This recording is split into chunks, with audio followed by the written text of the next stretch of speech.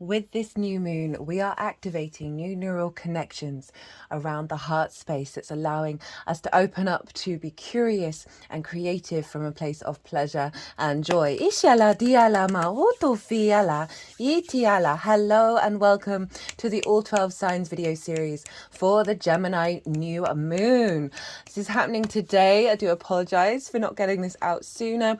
I was working on the Jupiter in Gemini transit. It just took a little longer than anticipated, and I felt very inspired to do a pick a card reading for the Sun Venus Cazimi, which happened on the 4th. That's going out tomorrow on Friday, Venus's day. All of those transits are a part of what's going on with this new moon. I work with 6-month cycles, so you're not missing out on the messages, and you can retrospectively set those intentions. Hello and welcome. My name's Chloe. I work with card divination, astrology, and I channel energies through my body from the multidimensional sphere, bringing in healing, attunement, and activation codes in these readings. So for those of you who know your time of birth and know your natal chart, I really recommend checking out the sign that falls in the first house first. This is called your rising sign, where your ascendant is. I read for all of the signs as if they're in the first house, so the astrology will link in closest with this. However, it never invalidates you looking at any other part of your chart, perhaps where your sun and your moon are, because they are always getting activated with every lunation. Whatever sign it is that you're tapping into, look to where it falls into your natal chart. Look to the house that it's in and the themes of that house. You want to apply those themes, as well as all the meaning you've got going on in that sign, to the messages that come through. It will be as if that sign has now moved to the first house. So the astrology will, for the rising sign, will still link in. You just got to add on your natal chart meaning on top of it. Right, I am reading for Virgo and Leo in this video. Let us begin. Virgo rising, how you doing, Virgo? At the time of recording this video, the ascendant is in Virgo and the midheaven is up in the sign of Gemini in the 10th house. Very appropriate to be doing this reading right now. So I read for the rising signs. So for those of you who don't have Virgo in the first house, look to where Virgo does fall in your natal chart. Look to the house that it's in, the themes of that house, and you want to apply those themes, as well as all the meaning you've got going on in the sign of Virgo, to the messages that come through. It will be as if that Virgo energy from your natal chart has now moved to the first house. So when I talk about the astrology for the rising sign, that will still link in. You've just got to add on your natal chart meaning on top of it.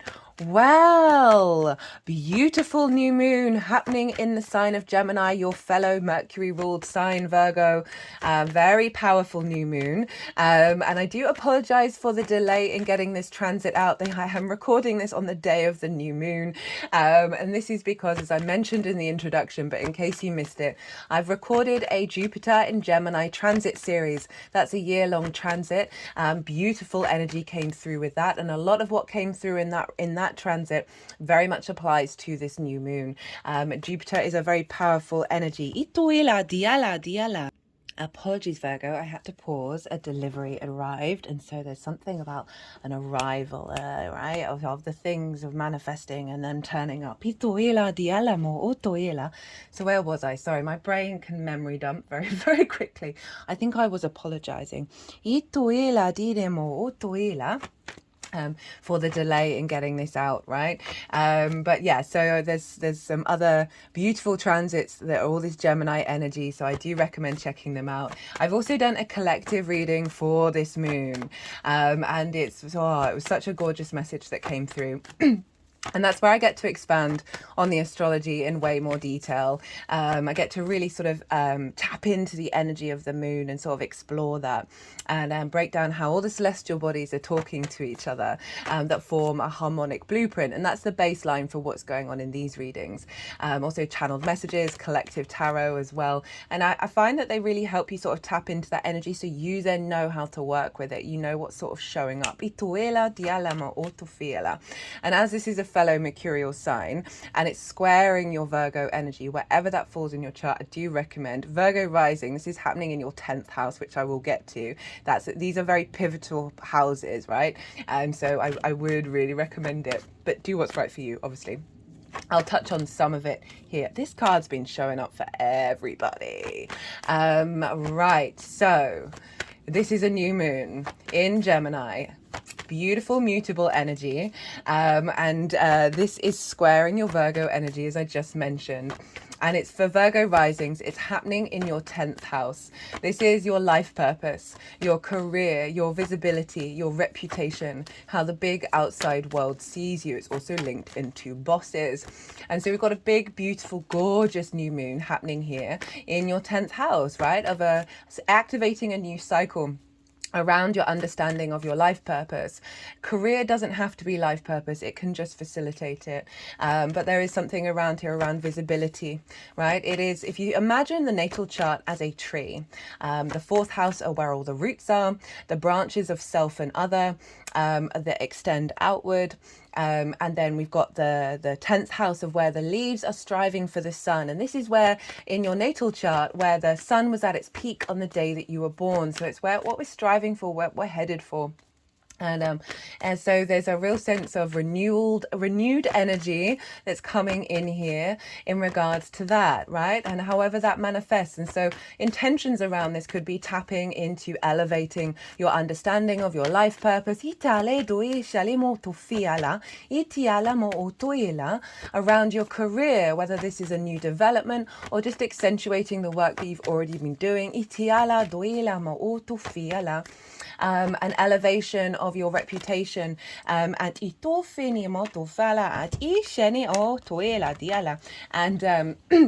your visibility, right? Around how you connect to that. And I always say with that one, it's not about seeking that validation from the outside world, not about seeking the visibility, but knowing that that is within you and you give that to yourself. The more that we do that in any area of the chart, the more that we're less in conflict and not making assumptions and making expectations about what's going on. And that brings up conflict mode, right?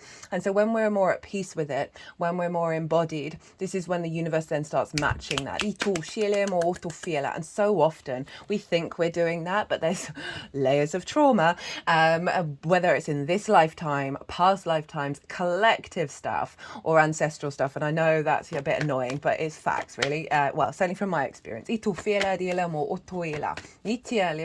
This moon. Love the energy of this moon. So let me talk a little bit more about the energy of this moon, and then we'll go back to those intention settings, because then you can work with that. So this moon is what's called out of bounds. The Sagittarius full moon that we just had was also out of bounds.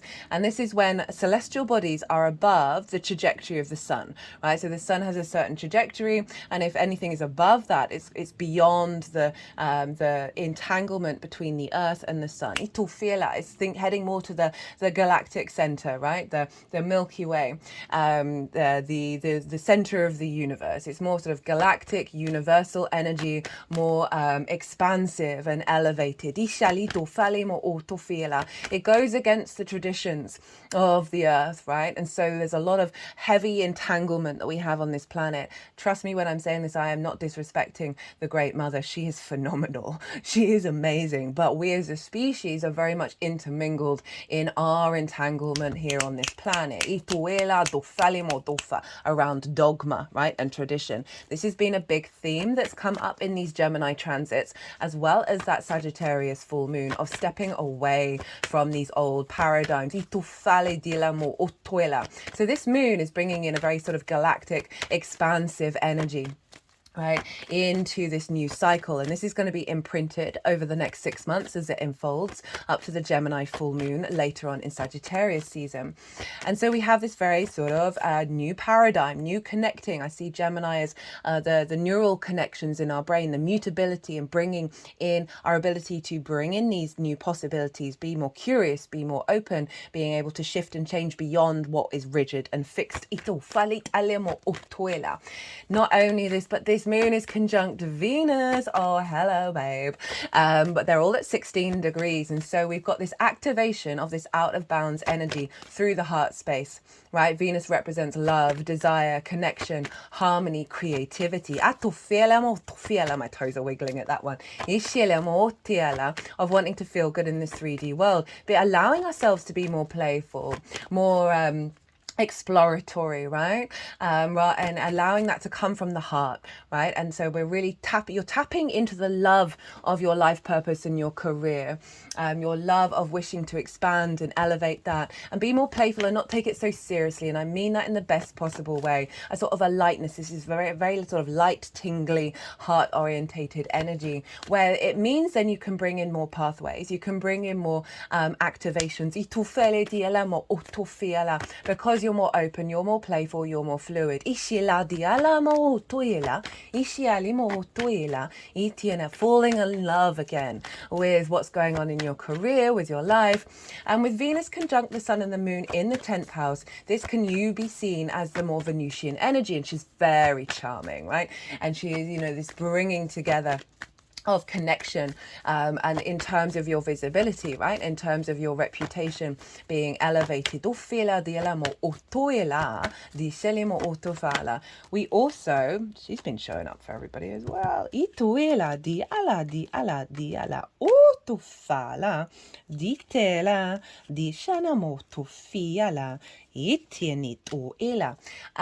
We also have Jupiter and Mercury hanging out in the sign of Gemini.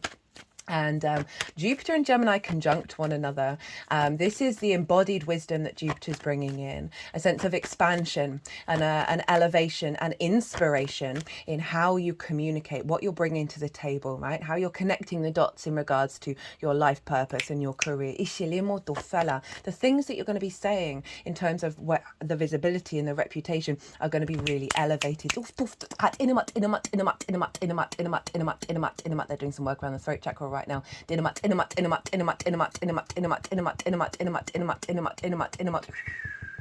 Ti scelera di moela de di motele ma ela di totoeta to falimo. Nei ini o shenma inema ela. Inema inema uf enema ishenema otoela. Tufele marita nia. Well, Virgo, I mean, I was anticipating that your reading would be pretty wild, as you are also ruled by Mercury. So a real boost of elevation and play, curiosity, creativity, a sense of connection and love, bringing this all together over the next 6 months. Beautiful energy. Now, Mercury is conjunct the sun, moon and Venus. It's within 10 degrees of those celestial bodies. So Mercury is influencing this as well, of you, again, finding the information, bringing it all together, bringing flow.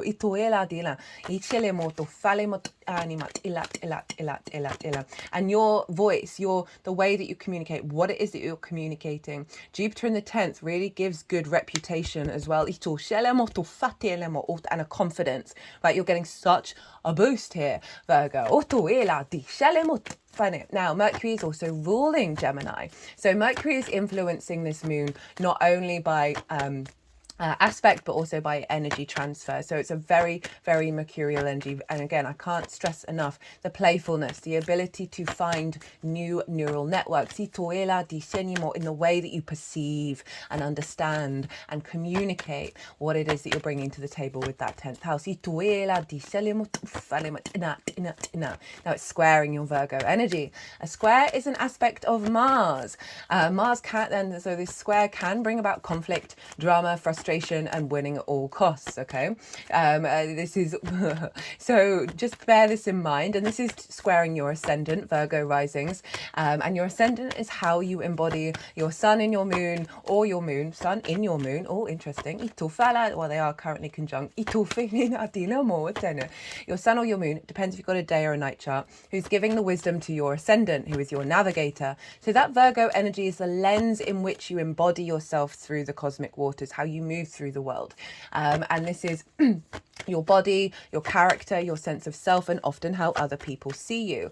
Now, there can be potential building to the bubbling to the surface, some frustration, some conflicts around how you're seen and your reputation and about how you truly know you embody yourself. Okay, so what I've been saying with all the signs, and it's been showing up with all of the signs as well, is because of this the frequency of this moon is so out of bounds and so connected to the heart space and really abundant. We've got Venus and Jupiter in the sign of Gemini, the two benefics. It is disrupting a lot of old paradigms. So when we get these sort of downloads, right, when we get these activations that are taking us outside of what we normally conform to as a species, it's an energetic download, and then the 3D takes a little while to work and integrate it.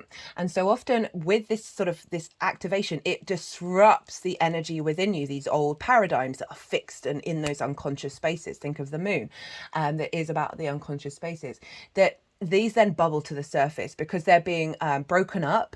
So they then bubble up to the top. And so you may see some difficulties show up out in the 3D world as well as internally. And just know that these are one part of the process of clearing this energy out, as well as tools to help you really amplify the energy of the moon, because you're now seeing what isn't you anymore, what isn't part of the paradigm. And so often there can be tendrils and emotional responses around that, and helping work with that and clear it out. I'm just going to pause. I've got a tickle. I can feel like it's not going to go away. Apologies, Virgo. Apologies. Very, very enjoying the feeling of the energy coming through with this reading. Anyway, things bubbling to the surface, whether they happen out in the 3D world or you just observing and you're releasing. And with that square, it can bring that friction. However, the flip side to a square, Mars is not just the god of war. He is a builder and a farmer.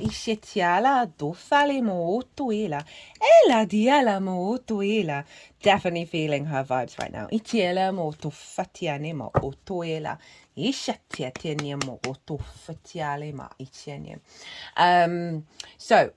Builder and a farmer, right? A cultivator, right? For longevity.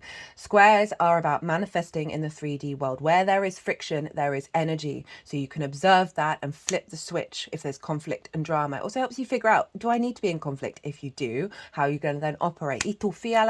But where there is friction, this is where we build, right? This is where Mars is about our actions, our motivations, our drives. And so you've got this really powerful energy over the next 6 months of building and working with this through your embodiment of self, right? Of that first house, how you understand yourself, how you want to then take action. And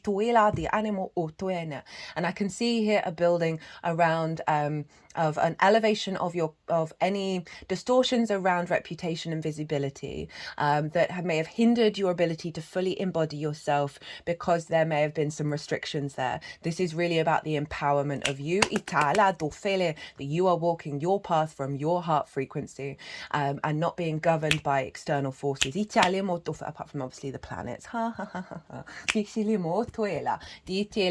in a way that distorts your soul's path. This is being shifted. So trust in the process if there are difficult things showing up. Now, we've got a really lovely trine happening with Pluto between Mercury and Jupiter. We have a trine with the South Node in Libra and a sextile with the North Node in Aries with the Sun, Moon and Venus. So they are in alignment. This transmission is in alignment with the nodes and the eclipse cycle. I'm not going to go into detail about those. That's all in the collective reading. But so you might want to think about those signs and the houses: Libra, Aquarius and Aries. But the square with Saturn I am going to talk about. So Saturn is in Pisces, which is opposite your sign, Virgo. It's ruled by Jupiter. So Jupiter is influencing this energy by a rulership. And Saturn is squaring the Sun, Moon and Venus. And it's over in your 7th house. This is the house of the other, right? This is business partners, one-to-one clients, intimate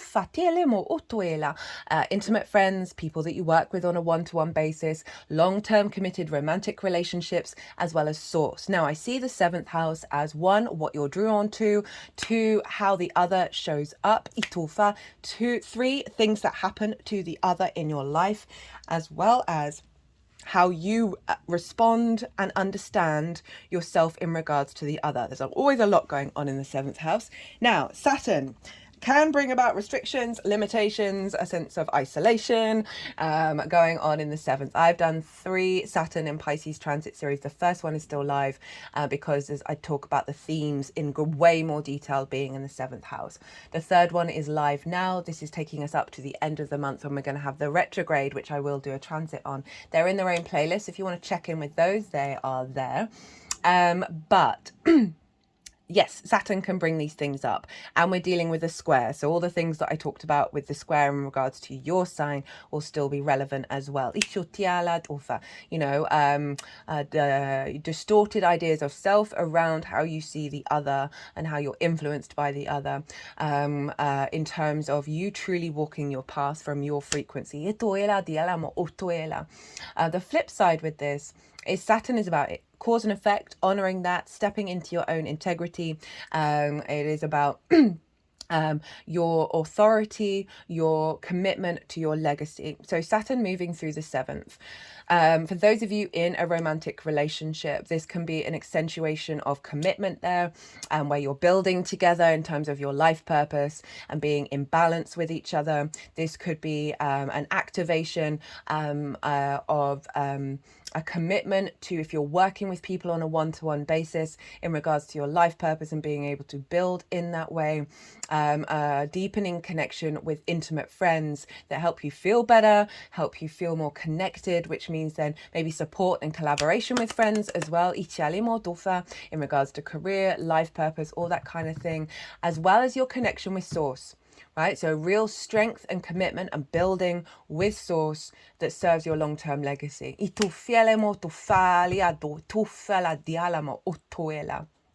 Okay, so this with your Virgo energy is what's forming a T-square. So we have Virgo over here, Saturn over here, Gemini up the top in your 10th house. So if you put this up this way, it forms a T. The release point of a T-square is the bottom of the T. So this is your life purpose, your career. So there's a real focus over this and your understanding of visibility, right? Shining that light within yourself. So there's a real funneling that way so they can see collaboration, whether that's on the spiritual plane or the 3D plane with self, a realignment of your understanding of self in regards to the other. There's more in formation with your heart orientated life purpose. But I can see collaboration between self and other that is facilitating either career, life purpose, reputation. Now, look to where your sun and your moon are in your natal chart.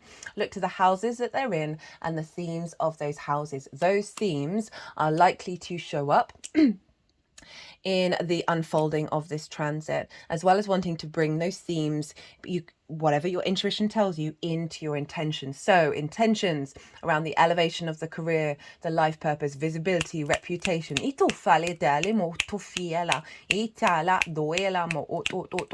Having the energy to focus on this and expand and be curious from your heart space. Releasing wounds and blockages around this. All of these things you can bring to the table. And also with the square to your Virgo energy of perhaps bringing in setting intentions around your ability to embody that and be seen in alignment with your soul's life purpose, as well as perhaps bringing in intentions around collaboration. Right, I am going to go consciously quiet and soften my mind. The energies that I work with, they are going to move these cards around. They're going to do some energy work. Then they're going to put the cards into the 3 piles. Now, regulars, I'm doing something a little bit different. I'm not doing past, present, and future anymore. This is about what's being activated, what is the challenge and how to work with it, and what are the tools to amplify the energy of this moon. I call you to soften your mind as well. You just had loads of information, let it all settle, and then see what your intuitive hits bring up.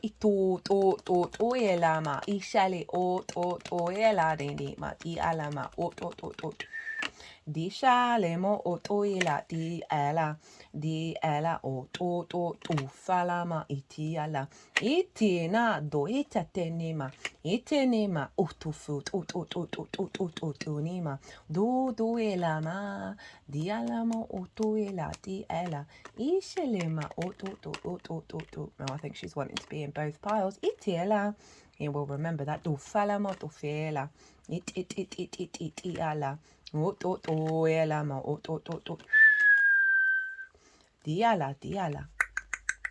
Elama diala di tiene molto falea ituela it shinema hotto falea e shinema tuela diala atinia do felama diala matuela madilema shinema tu fienia tu fitienema tu fala di shalemo tuela di ela ituela tin o diala diala ma duela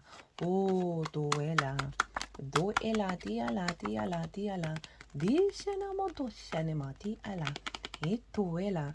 Okay, I feel like there's another message with this one of the scarcity and a feeling left out in the cold, and this is Pisces, so around connections with the other. Itu felamo tuela di shalimo o tuela di ala o to do shenima ituele itiani moto fala di shalimo itialema o tuela. Well, Virgo, o tu fiti lama tu fanematana.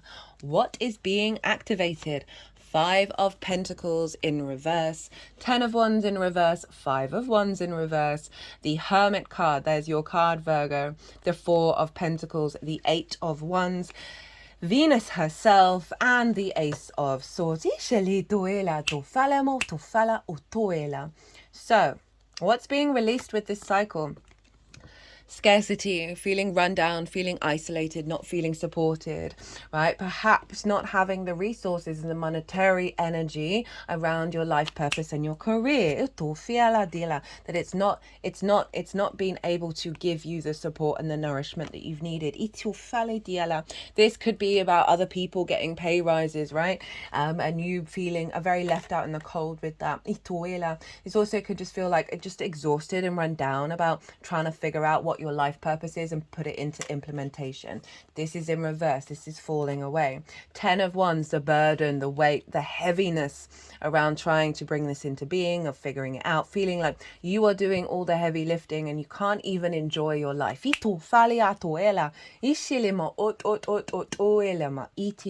In reverse. Falling away. 5 of Wands. This has been showing up for pretty much everybody. This is kind of like so there's a lot going on in this card. There's a lot of movement, but there's no momentum. There's an element of competition, right? Of chaos energy, of perhaps there's so much going on that you're just not feeling like things are manifesting. There's just always this low level conflict that you're kind of doing battle with the external world. This also could be being in competition about how you're seen, and also not, everyone's on their own thing, of so people not seeing the value in what it is that you're doing. Again, in reverse, falling away. The Hermit, you being in your power, you being able to embody this energy. The Hermit isn't bothered about what the outside world thinks of it, right? This is what we want to channel. It goes and does its own thing, and it's standing on a mountain representing the higher perspective. This is about a cultivation of your inner wisdom and your ability to act on it in regards to where you're headed, right? Following that star card of your hopes and your dreams, of this manifesting, a real sense of activation of a deep wisdom. Think of Jupiter, of knowing what actions to take. People come to the Hermit for advice. So there may be something there. Of what's being seen. Again, this is the not caring about your reputation or your visibility. It's not that that's not going to happen. It's just the more that you are in your own power, as I said, you're not in conflict, or with the expectations, which leads to assumptions, which leads to potential disappointment. You're stepping away from that. You're cultivating an inner power within yourself that is then going to elevate the wisdom that you're bringing to your life path. That's very uniquely yours. Four of Pentacles. There's a real sense of your power. So I love this card. It's one of my favorites at the moment. This is, for me, the way that I interpret this is your inner soul frequency, which is you, just minus a lot of nonsense, right? Of trauma and limiting beliefs and all that stuff that we talk about all the time. It is not being distorted by the outside world. There's a level of protection here that allows you to be in your sovereignty and to create and build in the 3D that creates a sense of safety and stability and security. These pentacles are an aspect of Venus. She makes a 5-pointed star in her synodic cycle, right? So she wants you to feel good. She wants you to create and be curious. And so there are the feet, heart, and crown chakra. There's a crown representing sovereignty. So what's coming through is your capacity to create your energy in the 10th house. And build. Alignment coming in. Right, is a real sense of rather than all those plates spinning that we can get with Gemini and feeling frozen and burnt out, that Jupiter's really helped with that. I talk about that in way more detail in the Jupiter transit, that there's an alignment coming in with you and your embodiment of self around your career and your life purpose. You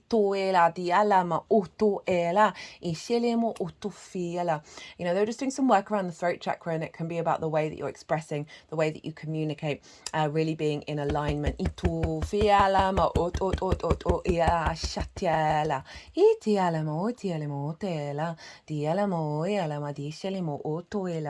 this also is things that's fast moving, so there's an element of this alignment bringing things into action. And it's also sometimes, it's not quite the Wheel of Fortune, but it is about sort of external things coming into an alignment for you. The Empress. This is Venus. This is the creativity, the abundance, feeling good about what you're doing and where you're headed, seeing the world as very fertile, right? And also in terms of Venus being in the 10th and that imprinting of you being seen in a very Empress energy, you know, very fertile, very expansive, very creative, full of love, and people want to connect to the Empress.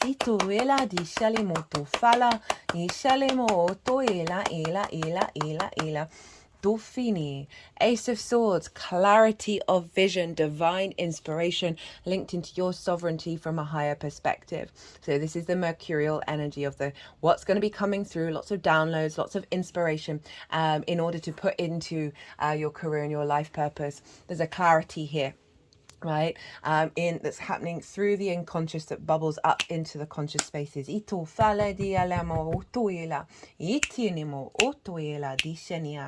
So the challenge and how to work with it: 9 of Swords, 4 of Cups, 8 of Swords with the Queen of Swords and the Page of Cups. 9 of Swords shown up, as I said, for I think almost everybody. This is worry, anxiety, right? Sleepless nights, perhaps regret from the past, shoulda, woulda, coulda, worrying about the future, which means you cannot stop and smell the roses. You cannot enjoy the process of being present. Worrying about lots of things you can't control. This may be worrying about what people think about you, how you're seen. Are you going to be able to do all the things you need to do in order to bring this into manifestation? Right? This means that we're getting flooded with cortisol and adrenaline, which means we lose our short-term memory, not great, and also I can't think of solutions. Right? So this is a very overwhelming energy. And it's, as I said, it's shown up for almost everyone, that this moon is really releasing that. And in that release, right, operating through the heart and being curious and open, the good, the bad, and the ugly, everything's fun, that this is likely to show up, right? As I said, whether in the outside world or internally, in order for you to help move through it, right? Help get more into parasympathetic nervous system, that rest and digest, and feeling more in your flow and feeling more calm, right? We are not here to have expectations of how things are going to turn off. We're not here to be rigid. We are releasing this. We're getting very present and playful and curious. 4 of Cups. Comparison is the thief of joy, a sense of melancholy, whereas we have anxiety here. We've got a bit of depression showing up here. And this is about perhaps looking at the outside world of what other people have and seeing their flow, their abundance, their celebration, they're being received well. They're in union. And this is looking at the outside one thinking, oh, I'm never going to have that. This is not a part of me. But also it brings in about stagnation because their arms are crossed, the legs are crossed, you're not doing anything about it. And there's a heaviness there. You know, when things don't necessarily manifest in the time frame that we're expecting them to, there's usually astrology involved and there's an unfolding of having a bit more faith and a bit more confidence. And again, this is about redirecting your energy inward rather than externalizing.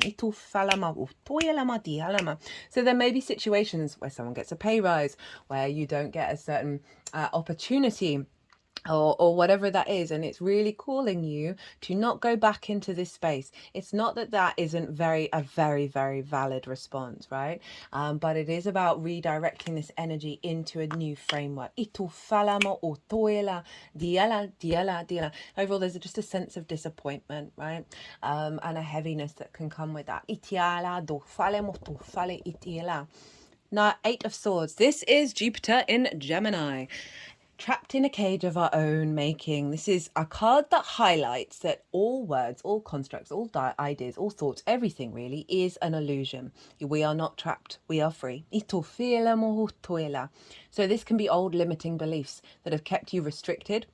Right, so often in the 10th is around worth and value, and old wounds around that then stop us going visible and being received, and expanding and moving forwards. This is a restricted energy. So old limiting beliefs, right? So there's a nervousness of maybe things are expanding and you're like, oh, I don't know if I'm going to be good enough. I don't know if I can handle it. And then we retract, right? We go back into those comfort spaces. So this is saying that it's likely that these themes are going to show up in terms of blockages and limitations around you. But this card is highlighting that it's all an illusion. And they flip the switch and move into a different direction. Queen of Swords, Page of Cups. So the Queen of Swords, with that bird on her crown chakra, is acknowledging the difficult times. Right, is acknowledging, we're not dismissing all of these experiences, whether they've happened in this lifetime or previous lifetimes where you have been restricted, you haven't felt that things are working in your favor, right? And there maybe have been difficulties. Her head is now above the clouds, right? She has moved on from that, but she's aware of it. And now she's bringing nuance and depth and a sense of nourishment and cultivation and observation to this new frequency. So this is calling you to observe reality rather than the preconditions, rather than the old habits and patterns. She's calling you to be a bit more objective, right? And tap into your crown chakra. You might want to do meditations around that, to get a deeper understanding and capacity to shift, okay? The Queen of Swords showing up is saying that you have this ability to move into the new paradigm. Her hand is open. She's willing to receive this. She's receiving this new paradigm. Now she's going to be working with it, and that can take time. So be patient when you're working with this. We also have the Page of Cups, very Piscean energy. They were doing work with that 5 of Pentacles, and what was coming up with is perhaps any scarcity around the 7th house, right, which is Pisces, of not feeling the love, right, not feeling the connection, not feeling the collaboration, feeling quite left out and isolated and run down by the other. That's not necessarily going to be for everybody. And this is calling in new opportunities, new ways of communicating, new experiences, and being open to that. Page of Cups is, as I said, very Piscean, and this is about communicating through love, right? Through this sense of imagination outside of those old paradigms, and bringing in a sort of more non-linear, rational understanding of what's going on and being very playful. The tools to work with this energy. We have Leo, we have Strength, we've got the 5 of Swords in reverse. So you've got 3 5s. Yep. You haven't got the 5 of Cups. 9 of Pentacles, the Wheel of Fortune, hello Jupiter, King of Swords, there's Aquarius. So this is to amplify this. love and kindness, your Leo energy. That's in your 12th house. It's hidden from you, right? It's a very magical house, and it's calling you to perhaps go into this space of, this is your instincts and your higher self. They are working together through love and kindness. And so this is really highlighting being really compassionate and empathetic with yourself, your environment, what's going on, and not try and be in domination or conflict with what's happening, right? This is about being more in flow, having the courage within yourself to be perhaps vulnerable about the dreams and hopes that you have of how this manifests, but then bringing that back into balance and working with your instincts and your higher self. So this can be with that 12th house of going inward, doing meditations in private, tapping into ritual to help work with that, to help amplify that.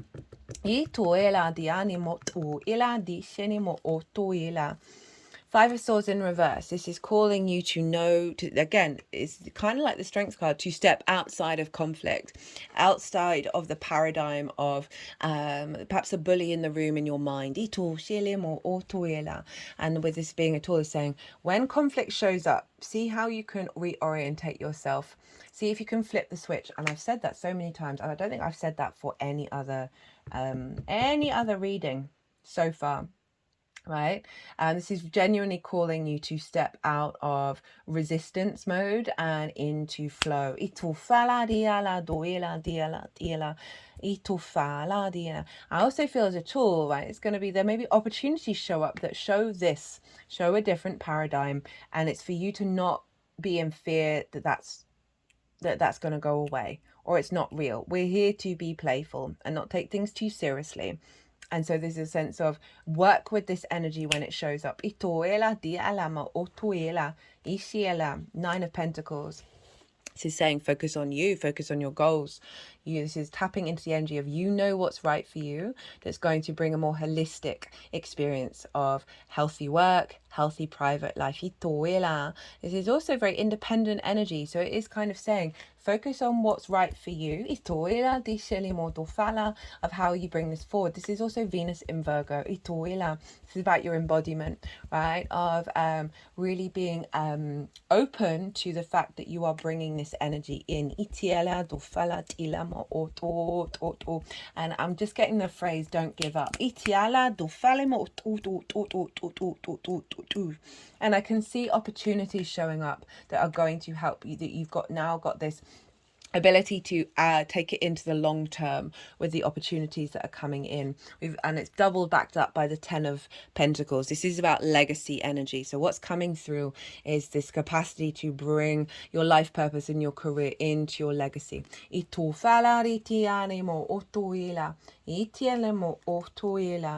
We've then got Jupiter. Love this as a tool, right? So this is calling you to, one, understand that things are shifting and changing, and so often we can struggle with that. So this is the tool to focus on that the wheel is going upright. Jupiter is really expanding your deeper wisdom and understanding around your career and life purpose. But it's also saying embodying the energy of Jupiter, right? The sense of a deep knowing, of a confidence, of a sense of generosity of who you are and how you're working with the environment. Rather than a restriction.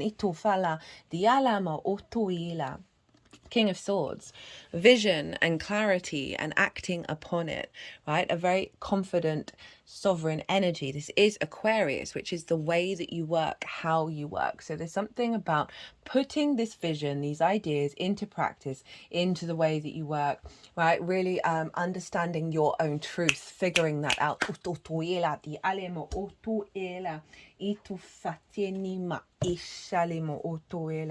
And acknowledge your own sovereignty, right? Your own divinity, the maturity energy. And right, the King of Swords can be a bit stubborn, but this Gemini energy is very mutable, and this is about being playful with the visions that have come through, with that adaptability and being able to dedicate yourself to that. Right, I'm going to get a couple of oracle cards for you, Virgo. This deck is called the Four Agreements Oracle. It's based on a book, one of the few books that I ever recommend. I'm going to get one more. That what was I going to say? It was given to me by Gemini rising. I feel it's a very mercurial deck. And then I looked up the natal chart of the author of the book, and they have a Virgo sun, so very appropriate.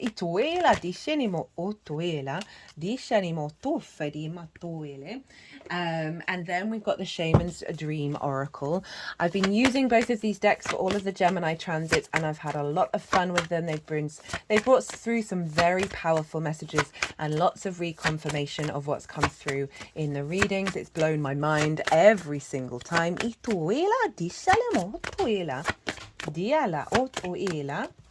me, someone's just at the door. Sorry about that, Virgo. Right, so yeah, the Shaman's Dream Oracle. This feels very Jupiterian. Jupiter can be very spiritual, very sort of about the bigger zoomed out picture, the philosopher. And so this just feels like we're tapping into bigger energies with this deck.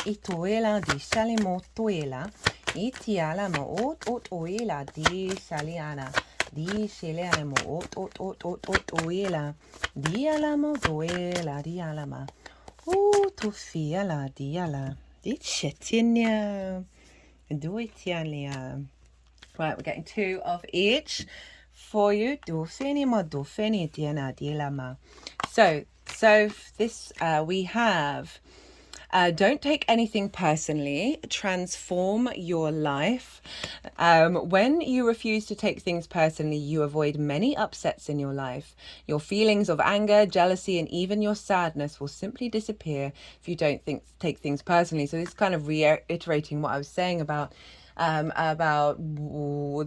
externalization of your emotional connection to your life purpose and your career and your visibility and your reputation. That the more that you're in your own energy, that 4 of Pentacles, the more you're as you said, less in conflict, which means you're getting a sort of connection to source that's connecting to that flow, that sense of openness. Don't make assumptions. Ask for what you want. Find the courage, there's that strength card, to ask for what you want. Others have the right to tell you yes or no, but you always have the right to ask. Likewise, everyone has the right to ask you for what they want, and you have the right to say yes or no. Again, this is back to agency, right? And how, I mean, I can see it as you asking source as well. Right, for some of you, this might be about asking for a pay rise. Yeah, putting it out there. But there's this, again, it's not having expectations about what's happening, but being playful with your desires. Right, we have, which one, where we go? We have lost in space, needing direction. Feeling lost, needing direction and focus, a 24-hour day. Sometimes in life we lose our way, perhaps falling prey to addictive behaviors, jealousy, comparison, resistance, or fear. This happens especially when we are up-leveling and genuinely changing for the better. A part of us hiding in the vast expansiveness of space wants to sabotage our progress. In the transformation process, our inner world no longer feels safe or inhabitable, as we find that our thoughts and beliefs have morphed beyond recognition. You may find yourself adrift in this way right now, unable to focus or determine the next step. You might be tired and simply need to regroup and rest. When you lack direction, the first thing to do is redirect your perspective of time. Like a newborn baby who needs swaddling to feel safe, you're invited to reduce your life visioning to the next 24 hours. Anyone can handle living in a 24-hour compartment, which allows everything to feel grounded and manageable. You get lost in space when you imagine being swallowed up in the giant vastness of the future, with its dark uncertainty, or reflect on how your past has held you captive in a hall of distorted, never-ending mirrors, reminding you of your mistakes and flaws, failures and losses. Take heart that the simple 24-hour container immediately banishes those two awful eternities away. You will find your energy and focus restored, you will find your energy and focus restored as you recognize that you were never lost at all. Keep it simple. Right now, conserve your energy and take care of you in basic fundamental ways, and the world will be right again. This feels like everything that came up with that Page of Cups. Itu fiala diala madoela. And I like that with the Page of Cups of like communicating through love, right? Really tending to your emotional body, following your intuition, right? Making it, you know, I love the day-to-day thing of shrinking it down, you know, with that Nine of Swords, like the worry about the past, you know, what did it say? The Hall of Mirrors. Reminding you of your mistakes, flaws, failures, and losses. Jesus. Like just stepping away from that, because we are, and as I said, all this bubbles to the surface because you're realigning to being present in the moment and to being open and playful without taking it seriously, in the best possible way, because then you're not limiting yourself. Then we have the Magician's Sword. And, you know, the Magician is the Mercury card of the tarot. Confidence in your magic. Nothing can stop you, the beauty you seek. When the Magician's Sword appears, you are called to cut the cords that bind you to old thought forms and beliefs, or to friends who are not true. With the power of your Magician's Sword, nothing can stop you, hurt you, or turn you away from the beauty you seek, very appropriate for Venus, or the goal you desire with all of your heart.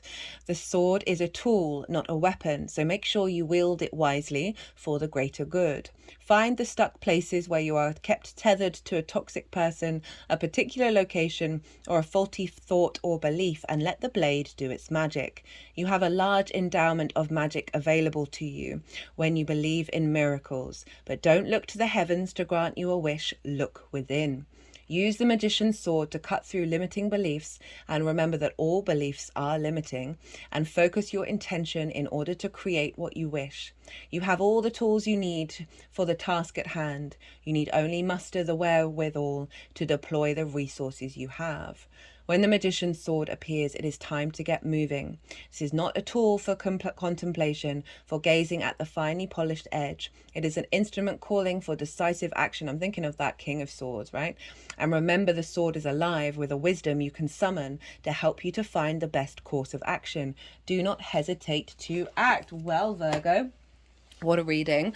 I hope you enjoyed this. I hope it resonated. If you did, it would bring me great joy if you hit that like button. It also obviously helps the algorithm. If you want a personal reading, either to go in depth about what's shown up here or anything else, check my website is in the description box and my email address is in the website.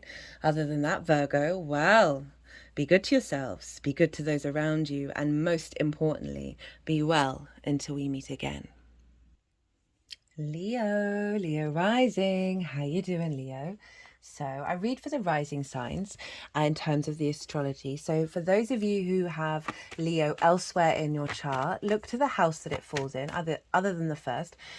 Look to the themes of that house, and you want to apply those themes, as well as all the meaning you've got going on in the sign of Leo, to the messages that come through in this reading. It will be as if that Leo energy has now moved to the first house. So the astrology for the rising sign will still link in.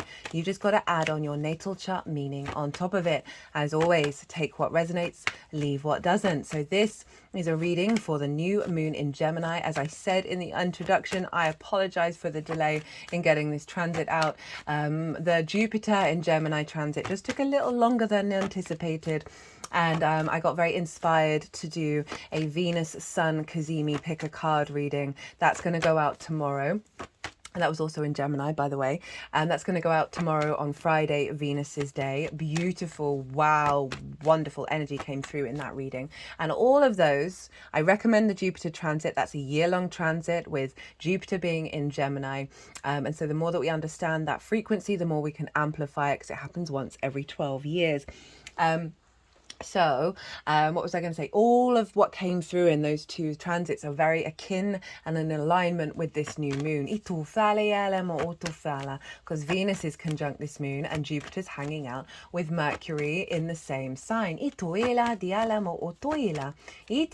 So where is this happening for you, Leo? This is in your 11th house. This is the house of good spirits, hopes and dreams, friends, groups and alliances, and reaping the benefits from your 10th house, which is your life purpose, your career, your visibility, your reputation. Now, this energy is sextiling your Leo energy. It's a very supportive, free-flowing energy ruled by Venus. A sextile brings back connection, appreciation, value, a sense of harmony, of grace, of play, and creativity. So I do apologize for not getting this out beforehand, but I work with 6-month cycles, and so the energy that's coming through in this reading is about the unfolding of this new moon energy over the next 6 months before we get to the full moon. I also believe that we can retrospectively go back in time and tap into the energy of the new moon and set your intentions even if you're watching this after the event. What a moon this is. I've done a collective reading. That's always the first reading that goes out. Really loved tapping into the energy of the moon, and that's where I get to expand on the astrology in way more detail of how the celestial bodies are talking to each other at the exact moment of the new moon, and really expand on that energy of how they're working together, and that forms a harmonic blueprint. It's like a baseline energy download, and the tarot relates into the Leo area of your chart. I did collective tarot, lots of channeled messages. It was just a glorious moon to read for. So if you want a deeper understanding of what this new moon energy is all about, go check out that collective reading, and that'll give you more of a feel of what to tap into and how to work with it from your own agenda.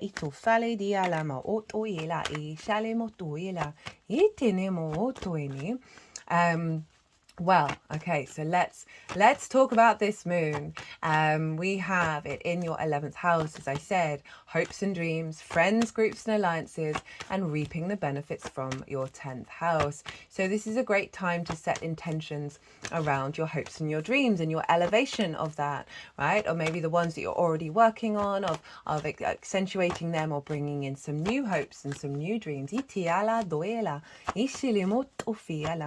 Friends, groups and alliances, of connecting to soul family, finding more kinship when you're out and about in bigger groups, more confidence and expression of self, more visibility as well.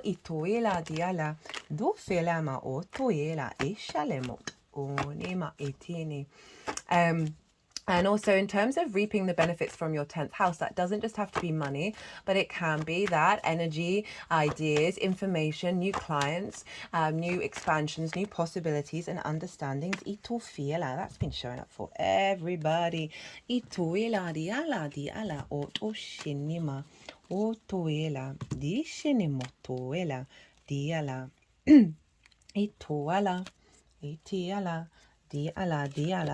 Oh, 2 aces.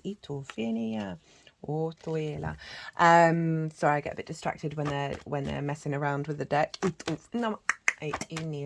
And so setting intentions around elevating what you're reaping from your 10th house as well can be a really good way of working with this moon, as well as working with the sort of shadow side of it, of setting intentions around releasing old wounds, old traumas, around any blockages around this.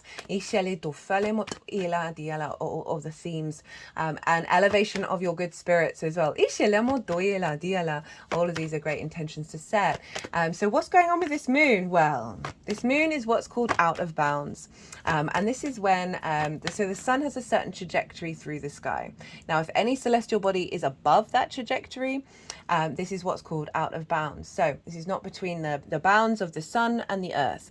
This is more galactic energy. It's more universal, universe, cosmos energy, which is more integrated, more expansive, more elevated, away from the entanglement of our species on this planet, right? The traumas, the heaviness, the dogma and the tradition. This out of bounds energy is always breaking away from convention, is going far into the future, right? And so we're bringing this energy into this new moon, which is wonderful for all of us. I absolutely love it. And do not get me wrong, I'm not discrediting the earth energy, the great mother. It's more our species and our traumas, our collective traumas, our personal traumas connected that entangle and keep us in certain cycles. This moon is breaking out of that. And Venus is conjunct this moon, right? So by degree, they're all at 16 degrees of Gemini. And so we're really amplifying that we are accessing the themes of this house through your heart, right? Through your sense of love, connection, harmony, creativity, right? And openness and heart openness of feeling good in the 3D world. So this is such a lovely, high, tingly energy. And so this is coming through Venus, right? Venus is influencing the sun and the moon and the seeds that we're planting here, that this is creating a sense of love and appreciation, raising your spirits, an elevation of your hopes and your dreams that are connected more to your heart space. I can see the Venus energy bring more charm and connection to how you're seen in bigger groups, right? Venus does bring that sort of the grace of Venus, right? Or wherever she is. And so in relationship to how you connect to bigger groups, being seen more in Venusian light.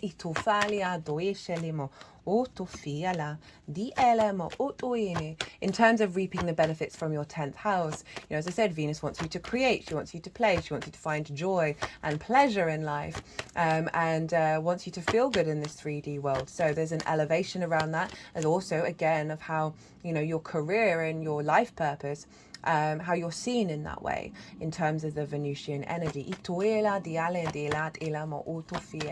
You might find more opportunities coming up over the next 6 months in relationship to the feminine energy, not gender specific. That is going to activate cycles with you.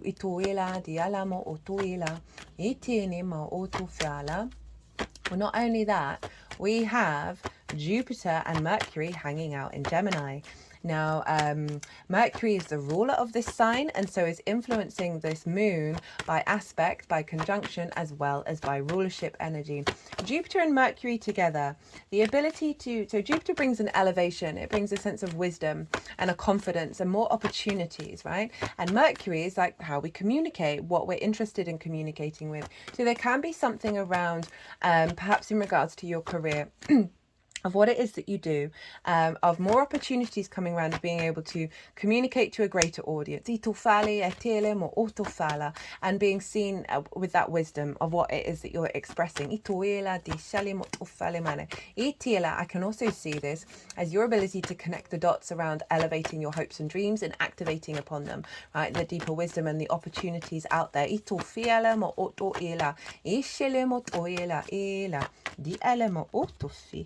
Oh, okay. Yeah. Otoela. Diala itiatiania. Otoela.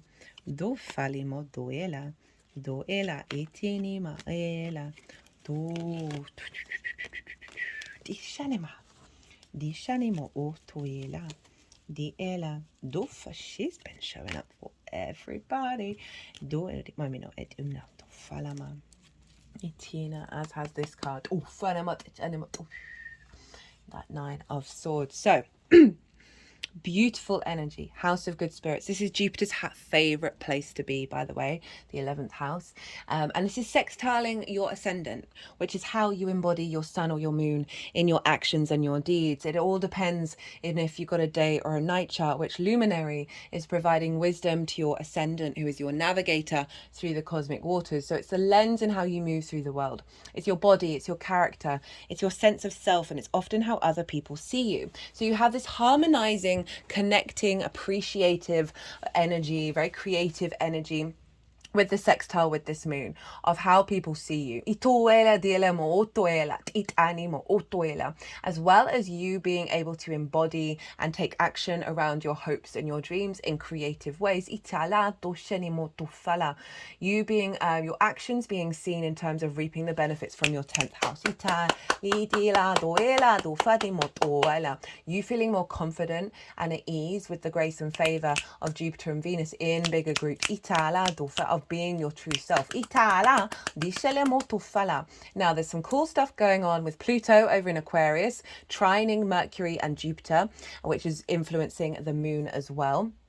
And we've also got, with the Sun, Moon and Venus, they are sextiling the North Node in Aries and the South Node in Libra. I'm not going to go into those in detail, but you might want to think about the themes of Libra, Aries and Aquarius, the houses that they're in, as well as the meaning behind Pluto, the South Node and North Node. I've talked a lot about these over the last couple of transits, so that information is out there. There's also South Node, North Node, Aries, Libra transit series in its own playlist, as is Pluto in Aquarius. So if you want a deeper dive, go check out those transits.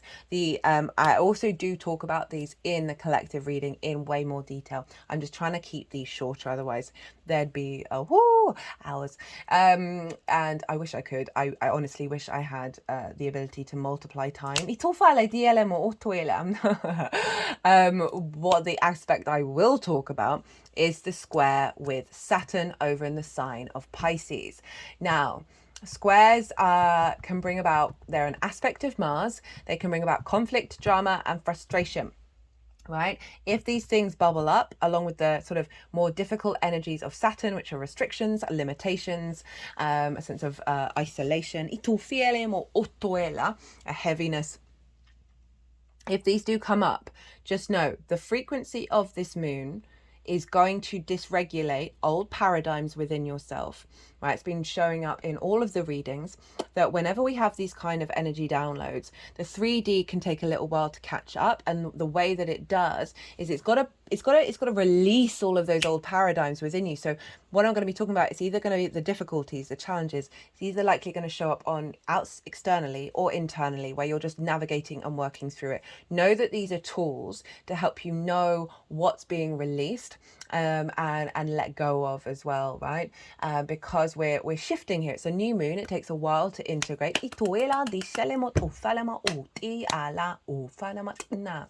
And so with that Saturn energy over in Pisces, which is your 8th house. The 8th house is the house of the outside world's resources, as well as transformation. It's the give and exchange between anything other than yourself. So the outside resources can be mortgages, loans, taxes, inheritance, bonuses, commissions, as well as inheritance, both 3D and cosmic inheritance. So this is kind of like one-off chunks of money or dealing with the resources of the outside world. It's about relationship dynamics, the give and exchange between you and anything other than yourself. Time, money, intimacy, energy, ideas. And so this is about establishing healthier relationship dynamics. As I said, with anything other than you, it can be a partner, a friend, a group, the outside world, as well as source, right? It's your relationship with source. It's a very magical house, right? Edgar Cayce, a very famous psychic, sorry, regulars, I know I say this every time, had a stellium up in the 8th house. Which is where he was able to utilize the multi-dimensional energies.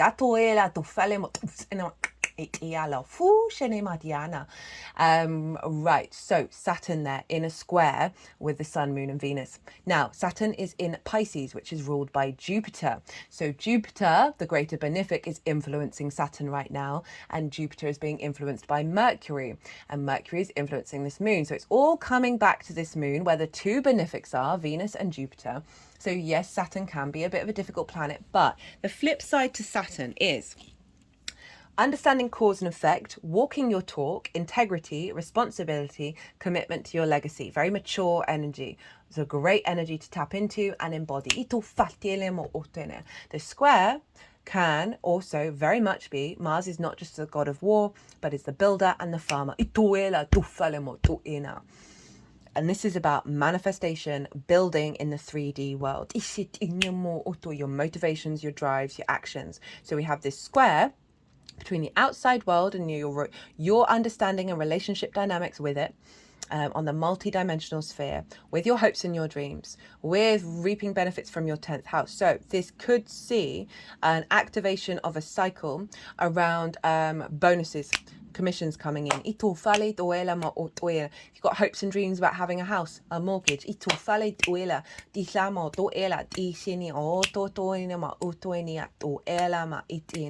long as you walk your talk when you're dealing with the outside world, this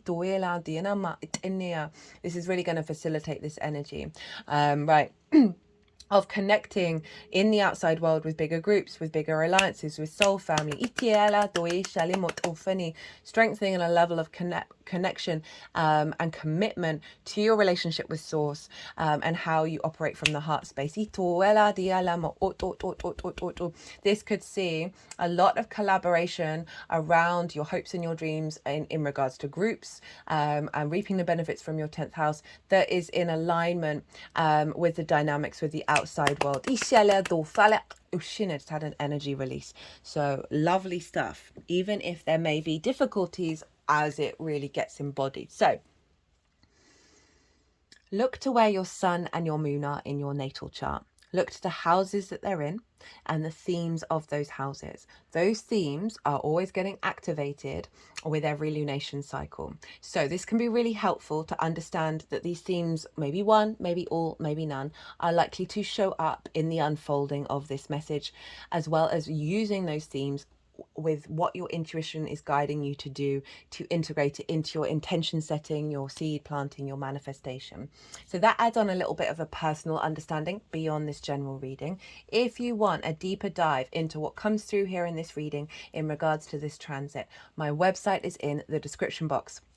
And my email address is on the website. I've also got an Instagram account. You can send me a DM. Itufala, if you want to check out your natal chart in regards to this moon.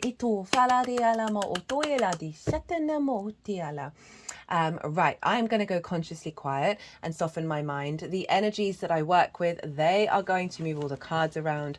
They are going to do some energy work. And then they're going to put the cards into the 3 piles. I'm doing something differently here, regulars.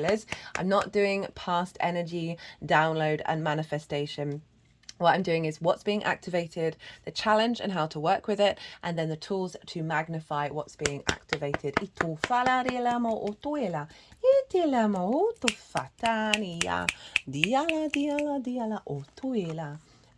shalemo otuela ela ma otuela otuela ma etufatani ma ot e shalemo otufala diala ot itialema diala otufala itutuela diala otoela dishenimo toela ita toto iala diala itiala tofana ma otoela dishalimo toela iala itiala umare matiala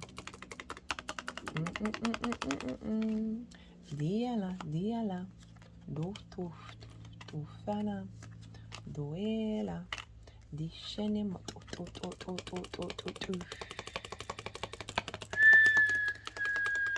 tumla itala ditine ma ituela duela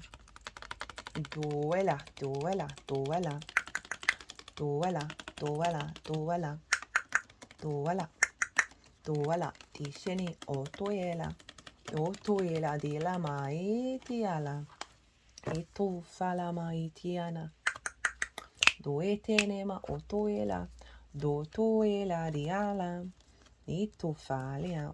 Got a lot of cards. Ituela diala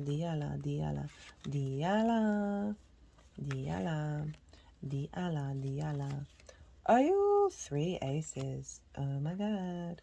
Do finina diala do falama itala diala Dishanemo to fali. Tot. Diala, diala, diala, diala. Oto fiala. Doela. Doela, diala, diala, diala, diala. Okay, the Page of Cups wants to be in two places in this deck. Itiala. Dishanemo to. Oh, whoa. Very cool. Okay, Leo. Itiala. Dishanemo to. So, what's being activated? Apart from half the deck. 10 of Swords in reverse, 9 of Pentacles, the Hierophant, the 8 of Wands, the Ace of Pentacles, the Ace of Wands, the Ace of Cups, the 9 of Cups, the 4 of Wands, the 10 of Cups. Woohoo! And beginning on a 10, ending on a 10. This card is very karmic in nature, right? So it's in relation to our incarnation and previous incarnations, right? Of ideas, constructs, spells. Whoa.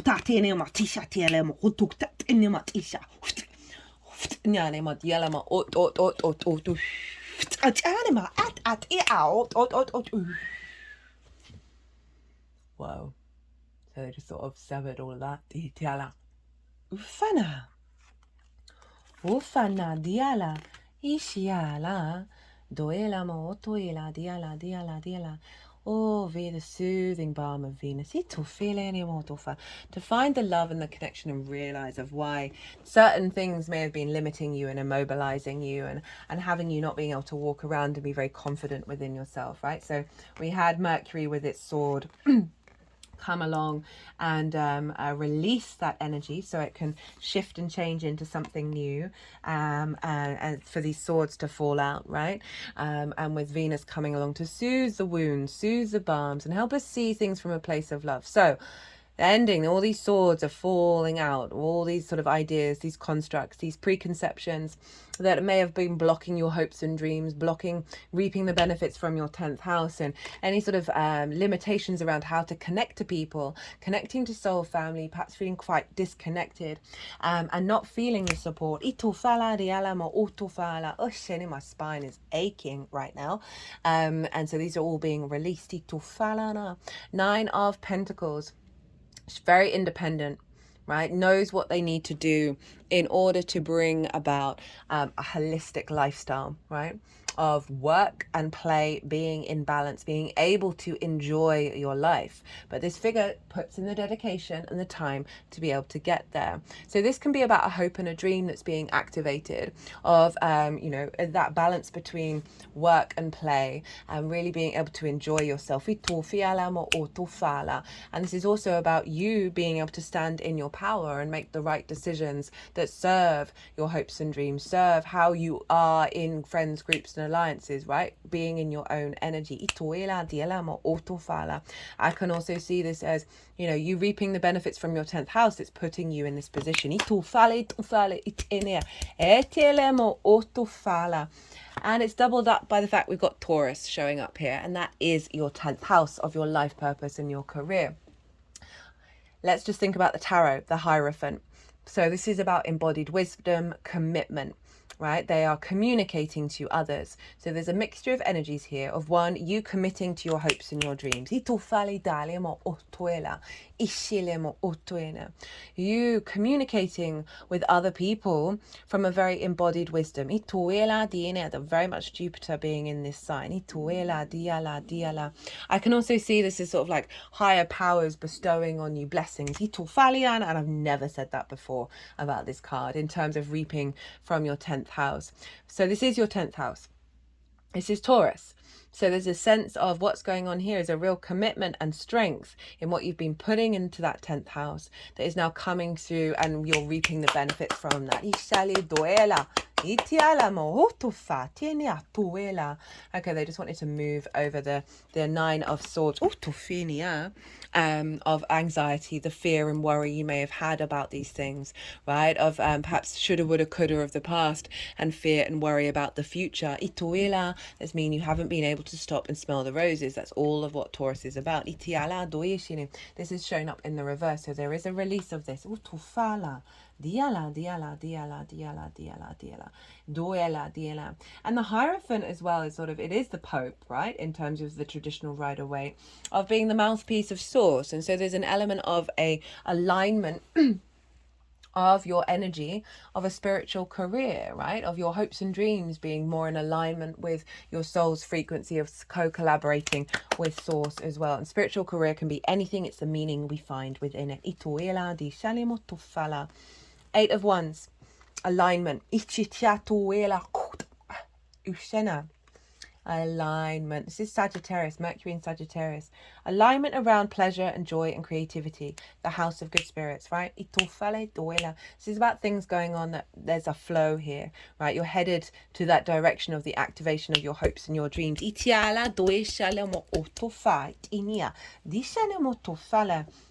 And this also is kind of like the Wheel of Fortune in terms of it can be things external to you that are forming into an alignment to facilitate this energy. Sorry if I keep knocking it. Do I keep knocking it? No, cool.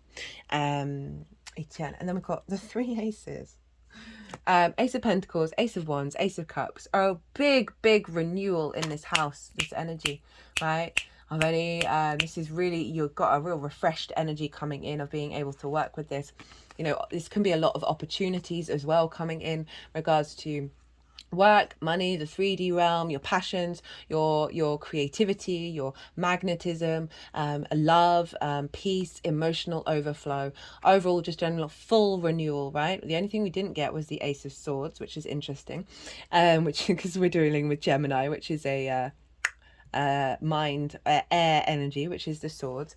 But there's a real sense of recalibration to a new frequency here for you, a sense of overflow and abundance, and like really having the energy to do the things that you want to do, your spirits being raised, opportunities of, as I said, you know, reaping the benefits from your 10th house doesn't just have to be money. It can be inspiration, it can be love, a sense of connection, a sense of transformation, but it also can be resources that then allows you to then work with this new energy.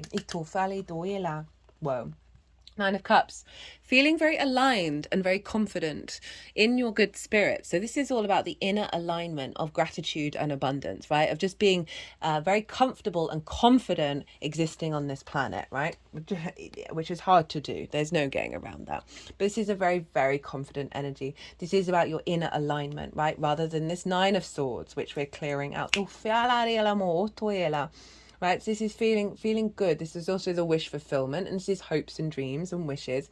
So this can be activating a cycle of you embodying the feeling as if your wishes have come true, which will have a knock-on effect. We've got the Four of Wands and the Ten of Cups. So this is saying that there may be, so this is for me the harvest, right? But to get to the harvest, we've got to put in some work. And so, okay, I'm getting two messages with this one. One, you receiving celebration. There's a milestone of reaping the benefits from your 10th house. As well as it's activating a cycle of you putting in the dedication and care, and the putting in the work and feeling good about putting in the work around activating your hopes and your dreams and accentuating the opportunities that may be coming in from your 10th house that is going to lead to a point of the harvest coming in, of a sense of celebration and manifestation. 10 of Cups, this is the outward expression of that 9 of Cups. So when we're in alignment within ourselves, this is for me the chakra body, right? This is the light refracted, the colors of the chakra, and they're all in alignment. When we're in alignment with our chakras internally, or just in alignment in general, you don't have to use the phrase chakra or believe in them. We then see that alignment, that internal alignment, as above, so below, out in the world. So we start seeing rainbows. We start see that actually show up in the 3D.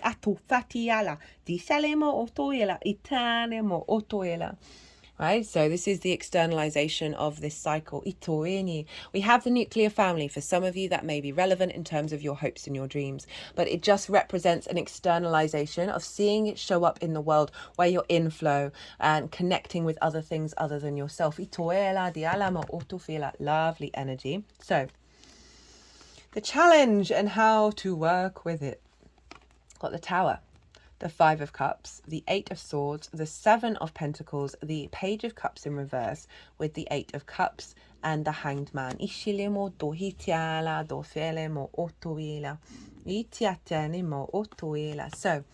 the Tower, the challenge. As I was saying, a lot of those old paradigms are going to be bubbling to the surface, whether it's external or internal. And the challenge here, okay, I just heard, is a expectation of everything falling down. An expectation of it continually being a tower moment. Jupiter in the 11th is calling you for faith. Because remember, Gemini is the mind. These are perceptions of our environment being unstable, of it constantly being in a state of chaos, right, and conflict. I very rarely ever read the Tower that way. I love the Tower. The Tower is about pulling down superfluous structures to leave a strong foundation. What I feel like is the superfluous things are going to be pulled down, but it's not just the foundations that are left. You've been building a lot of work on this tower that isn't going to be knocked down. It's just expectations that the whole thing's going to be pulled down, when in fact it's probably just going to be some little things. Five of Cups, grief, a looking at that which is lost, that which you may never have had. Very stagnant energy, very heavy energy of, again, not good spirits, of seeing, I'm not going to be able to celebrate. I'm not going to be able to connect with others. I'm not going to be able to be in flow and celebration and enjoy reaping the benefits from my 10th house, enjoy connecting to people, enjoy activating my hopes and dreams. So these things may come up, right? And this is for you to then work with them. Eight of Swords. This is Jupiter in Gemini. This is acknowledging that we are often trapped in things that feel like a cage, feel like a limitation, but they aren't real. They are an illusion, and it's really hard for us to sort of accept that and then work with that because they feel so real. This has been showing up a lot, and this is about what may come up is sometimes when we've got a frequency like this, we can be quite scared of the change.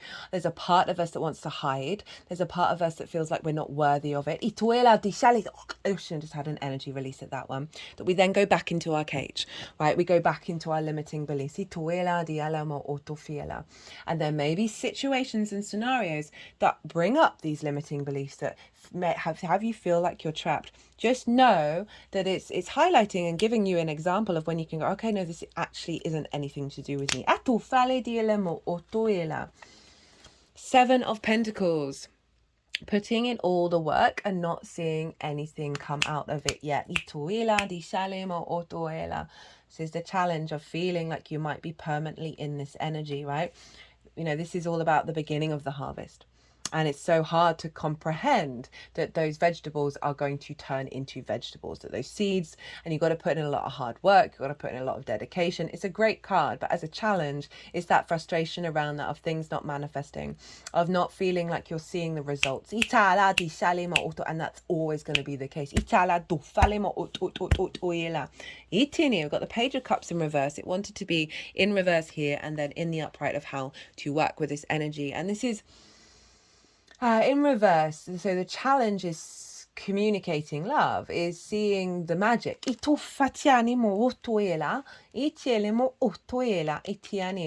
is Pisces. So feeling like you're not getting the opportunities and the resources from the outside world, and the frustration that brings, and that means that you can't, there's a hopeless place. Just had what was it? Love is found in a hopeless place. What is that? I don't know. I can't remember what that song is.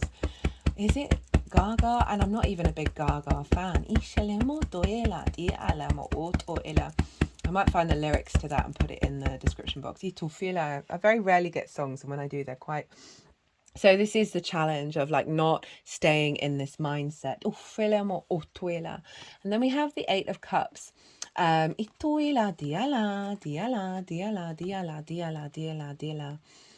Okay, so it's the Hanged Man, the Eight of Cups, and the Page of Cups. I feel a lot of support coming from these two cards to this one.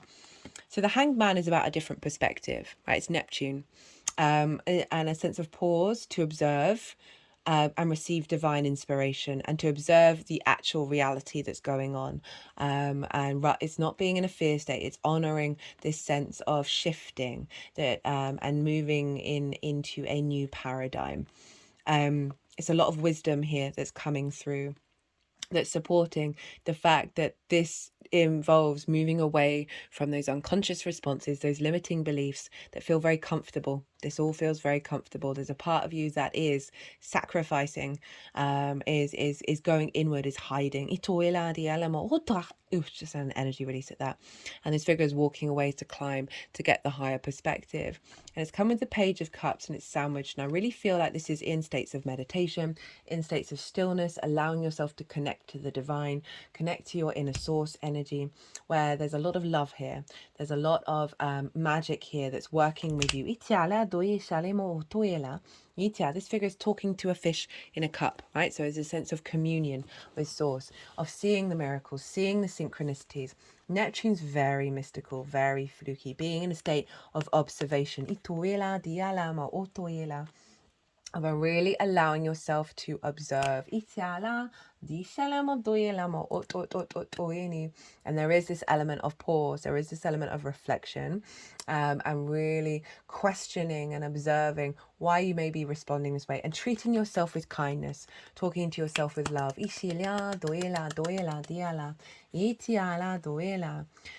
Tools to work with this energy. We have the Emperor, the Five of Pentacles, the Star, and the Wheel of Fortune. So we've got Aries, Aquarius, and Jupiter.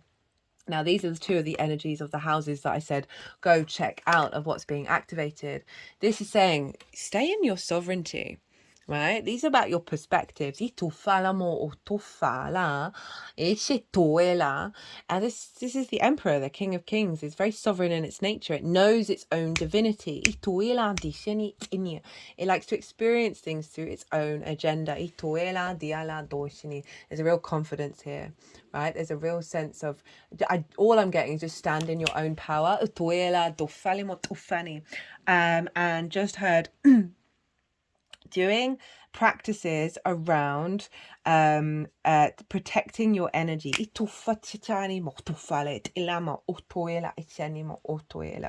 and take action.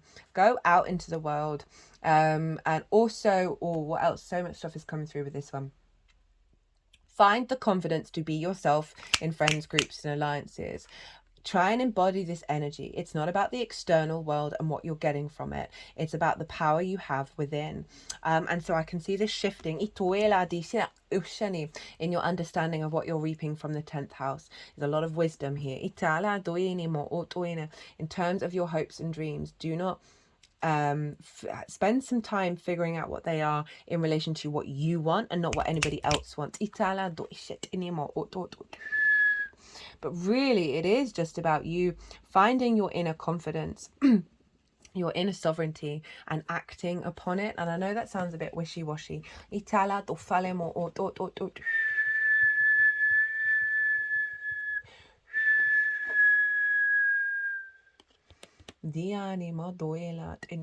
I just heard seeking approval from others will do you a disservice. You're walking your path, right? Five of Pentacles in reverse. As a tool, this is saying, the scarcity, the fear mindset, feeling run down, feeling left out.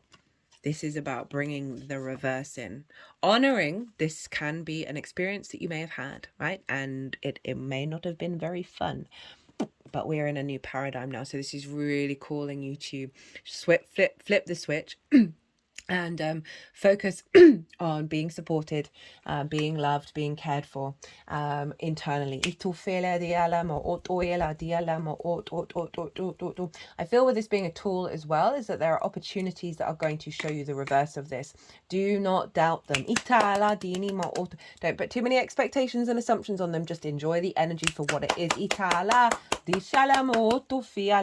Remember, we're mutable Gemini. We're being very playful. We're not taking things seriously. We're adapting and changing and releasing a lot of wounds. Speaking of wounds, the star. This is Aquarius over in your 7th house where Pluto is, making a trine to Jupiter and Mercury. This is the house of the other. But let's think about the star energy in and of itself. This is about being uniquely yourself. This is about your galactic energy, bringing it into the earth energy. And it does involve a bit of deep healing in order to rid yourself of masks, right? She is fully naked, right? She is no longer clothed. She has no masks on. This is about honoring. Oh, it's also hopes and dreams. Forgot about that, which is the 11th house of focus, tap into dreams, tap into your hopes that are beyond the limitations. And that, bring in the themes of that 7th house of connection to source, or all the other elements of you and the other, whether they're hopes and dreams or collaboration. Honor the healing journey that you've been on and allow yourself to step into the hoping and dreaming.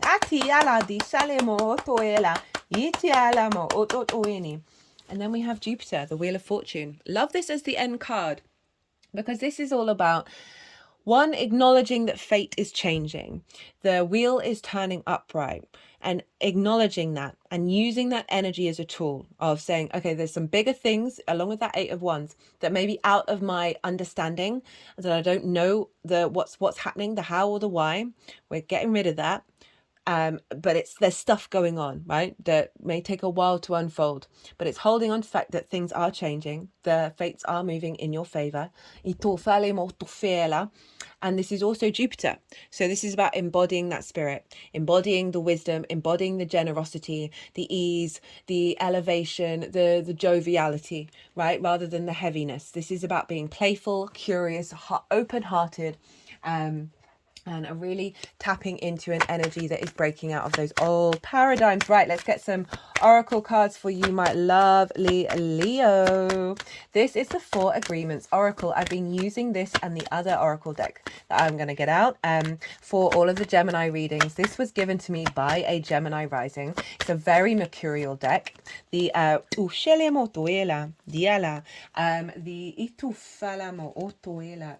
they're wanting 3. The author of the book is one of the few books that I recommend to people. It's so powerful. The author of the book, which the oracle deck is based on, has a Virgo sun, so also ruled by Mercury, so very mercurial. This for me is very a Jupiterian deck. This is the Shaman's Dream Oracle, and this feels Jupiter's very spiritual. It's the philosopher. It's kind of like the bigger picture, that sense of knowing, and this is connecting into energies, sort of more source energy here. Big energies going on around us to give us some support and some confirmation as we walk our path. Diala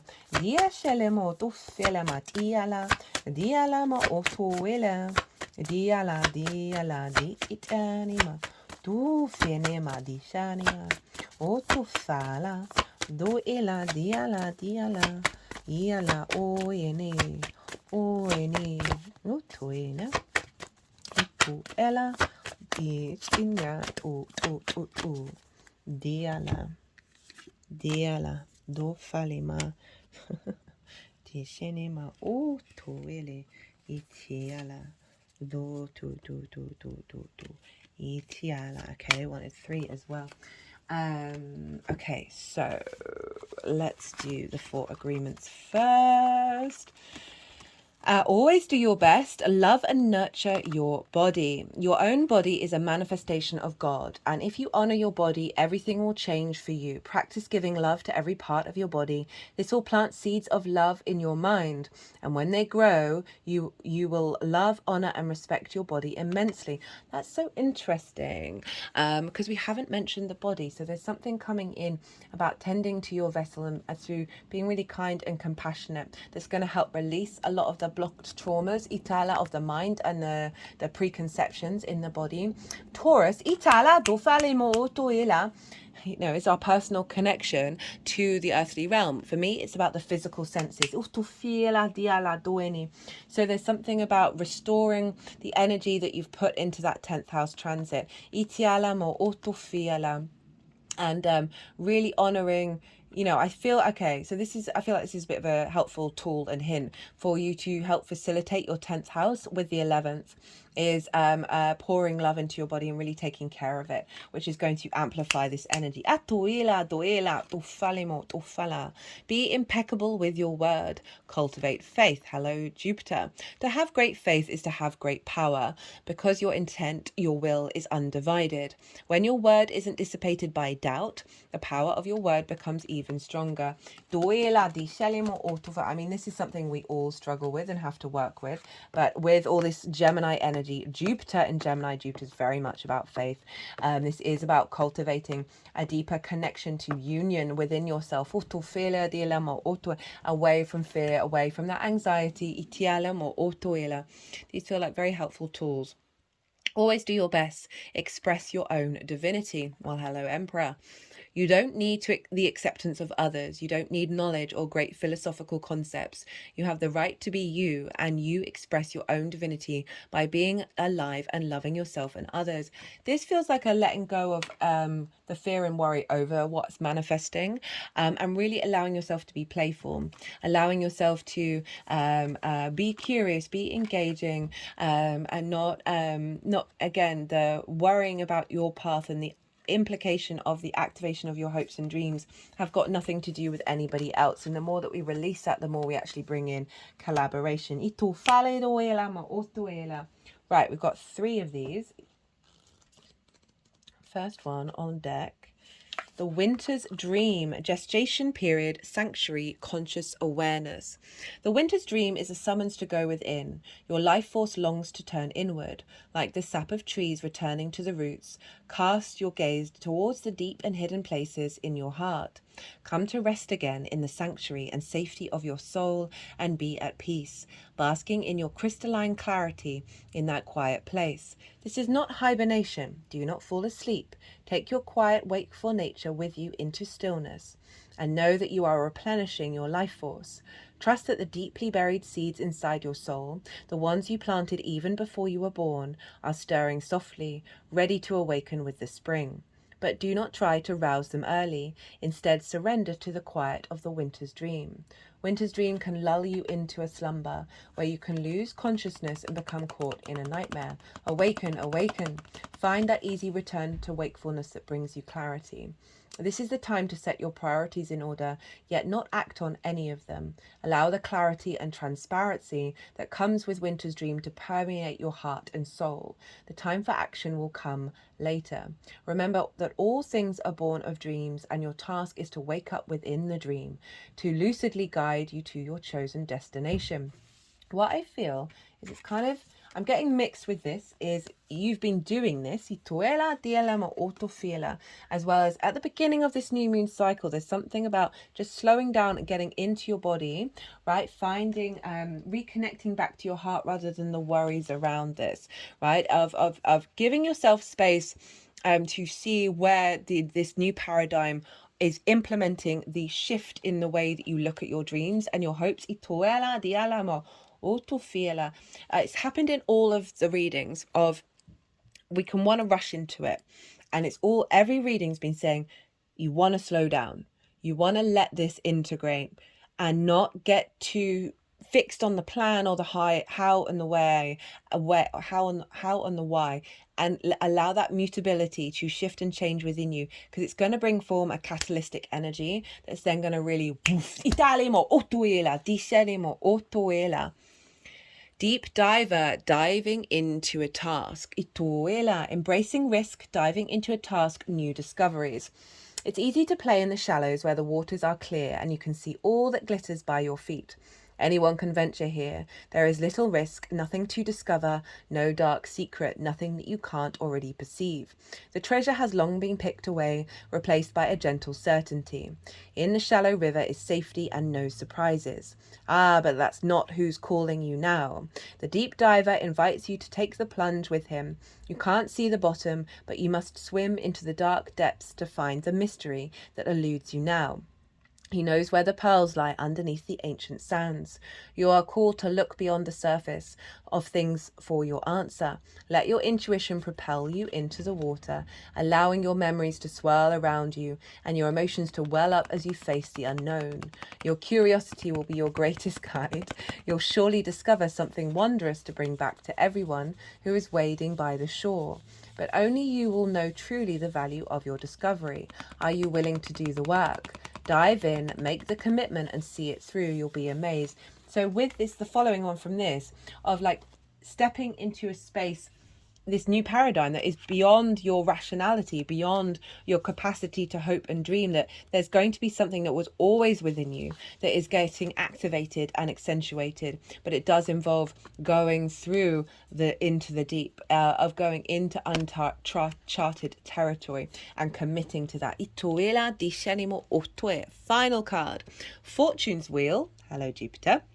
Luck and right timing, a turn of fortune. The fortune's wheel is a sign that luck has found the right timing in your life. You have the magic touch and everything turns to gold. There is nothing you can do wrong. You only need to hold what you desire as your intention and it becomes true. Do not waste this power on trifling things. Dream big, for surely this opportune moment will pass. Such is the nature of fortune's wheel. Use the creative power of the fortune's wheel for the benefit of others and the gifts will be returned to you tenfold. Use it only for your own gain and you will be left impoverished and with a bitter taste of squandered opportunity. Fortune's wheel comes unannounced. Notice the early signs, the coincidental encounters, and the seemingly magical and synchronistic events that herald its arrival. That call, that email, that invitation, that chance encounter was no accident. They were all choreographed by fortune. Do not wait any longer. Carpe diem. Recall your boldest and noblest longing and invite it into your life. This invitation is all that is required. So this is this feels like it's however these three stages manifest, they're all going to be very different to you and your own experience, right? But this does feel like a trajectory of this transit. Woo! Well, Leo, I'm going to leave it at that. I could keep on talking. I hope you enjoyed this reading. I hope you resonated. If you just like the tarot, just like the astrology or something really resonated with you, it'd be an honor if you hit that like button. It also helps the algorithm. Facts are facts. As I said earlier, if you want a personal reading, whether about what's come through here or anything else, check out my website and I will get back to you. But other than that, Leo, be good to yourselves, be good to those around you, and most importantly, be well until we meet again.